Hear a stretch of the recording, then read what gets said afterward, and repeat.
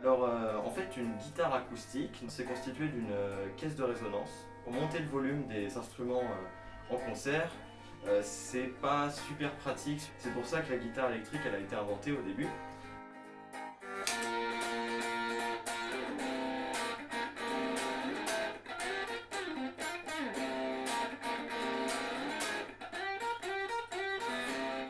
Là, on a des micros. Voilà, c'est des micros qui marchent, qui captent le son des cordes, qui est transmis par un câble jack jusque dans l'amplificateur, l'ampli. Et là, on peut faire tout ce qu'on veut. On rajoute des sons, on peut rajouter des pédales d'effet. Là, c'est mon son normal. Hop, distorsion. Bien, les cordes, elles sont tendues ici, en haut de la tête, par des mécaniques attachées au chevalet. Sur la plupart des guitares électriques, on a 24 frettes, donc on peut jouer plutôt aigu. Il y a même plus des fois, mais c'est plus rare.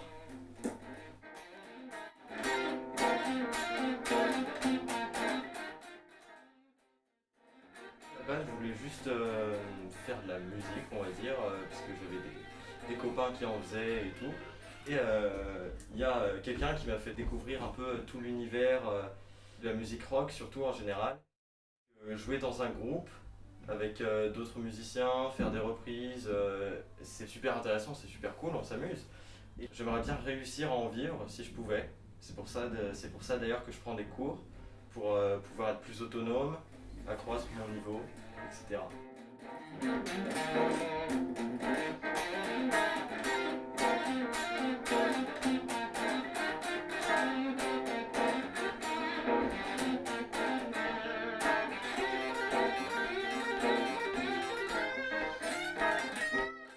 Alors au tout début c'était Slash, c'est pas très original mais bon c'est le principal guitariste des Guns N' Roses.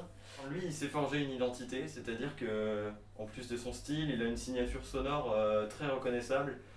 Et sinon il y a aussi Jack White que j'aime beaucoup parce que lui c'est le parfait exemple du guitariste qui en fait pas des caisses, il cherche pas à aller à 10 000 à l'heure. Il travaille super bien son son et puis il est très minimaliste aussi. En live avec les White Stripes, il y avait une batterie, une guitare, du chant et c'est tout.